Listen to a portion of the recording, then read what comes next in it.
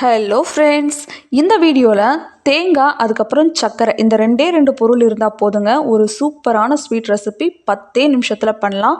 தேங்காய் லட்டு எப்படி பண்ணுறதுன்னு தான் பார்க்க போகிறோம். வீட்டில் தேங்காய் அதிகமாக இருந்துச்சுனாலோ இல்லை எதுனா சட்டுன்னு ஒரு 10 நிமிஷத்தில் ஒரு ஸ்வீட் செய்யணும் அப்படின்னு நினச்சிங்கனாலும் நீங்கள் இதை ட்ரை பண்ணி பார்க்கலாம். ஸோ இந்த ஈஸியான தேங்காய் லட்டு எப்படி பண்ணுறதுன்னு பார்க்கலாம். வாங்க வீடியோக்குள்ளே போகலாம். இந்த ஸ்வீட் பண்ணுறதுக்கு ஒரு குட்டி பவுல் அளவுக்கு நான் துருவின தேங்காய் எடுத்திருக்கேன். அதை ஒரு பேனில் ஆட் பண்ணிக்கலாம். இப்போ இதை நெய் எண்ணெய் எதுவுமே சேர்க்காமல் ஒரு 1லேருந்து 2 நிமிஷம் போல் மீடியம் ஃப்ளேம்லேயே வச்சுட்டு நம்ம வறுத்து விட்டுக்கலாம். கலர் சேஞ்ச் ஆகிடக்கூடாது, கருத்து போயிடக்கூடாது. ஒரு 1லேருந்து 2 நிமிஷம் போல் இதை வறுத்து விட்டோம்னா போதும். பாருங்கள், 2 நிமிஷத்தில் இது நல்லா வறுபட்டதும் இதை ஸ்டவ் ஆஃப் பண்ணிவிட்டு நம்ம தனியாக எடுத்து வச்சுக்கலாம். அடுத்ததாக ஒரு பாத்திரத்தில் 1/2 கப் அளவுக்கு சர்க்கரை சேர்த்துக்கலாம். 1 கப் தேங்காவுக்கு 1/2 கப் சர்க்கரை சரியான அளவாக இருக்கும். அடுத்ததாக இதில் 1/4 கப் தண்ணி, அதாவது 1/2 கப் சர்க்கரை எடுத்தோம் இல்லையா, அந்த 1/2 கப் சர்க்கரையில் பாதி அளவுக்கு தண்ணி நம்ம சேர்த்துக்கணும். இப்போ ஸ்டவ் ஹை ஃப்ளேம்லேயே வச்சுட்டு இதை நல்லா கரைச்சி எடுத்துக்கலாம். இந்த சர்க்கரை நல்லா கரைஞ்சா போதும், இதுக்கு பாகுபதம்லாம் எதுவுமே தேவையில்லை. ஸோ நல்லா ஹை ஃப்ளேம்லேயே வச்சு இதை நல்லா கரைச்சி எடுத்துக்கலாம்.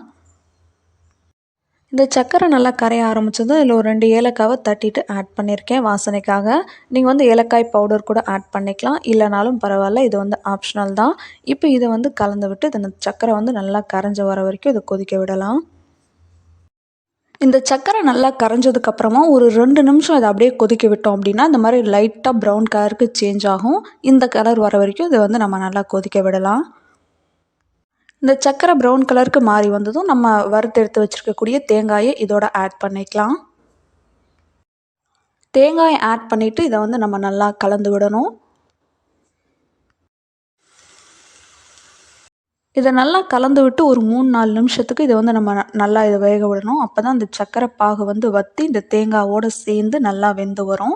அந்த நல்லா ஒரு திக்கான கன்சிஸ்டன்சிக்கு வரும். அப்படி வரது ஒரு 3 to 4 மினிட்ஸ் போல் ஆகும். அது வரைக்கும் நம்ம இந்த மாதிரி இதை கலந்து விட்டுட்டே இருக்கலாம்.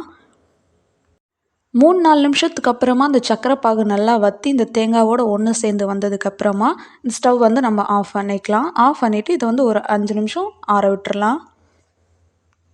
5 நிமிஷம் ஆறுனதும் இது மிதமான சூட்டுக்கு வந்திருக்கும். இந்த ஸ்டேஜில் நமக்கு எந்த அளவுக்கு லட்டு சைஸ் தேவையோ அந்த அளவுக்கு கொஞ்சமாக தேங்காவை எடுத்து இந்த மாதிரி லட்டு மாதிரி பிடிச்சிக்கலாம்.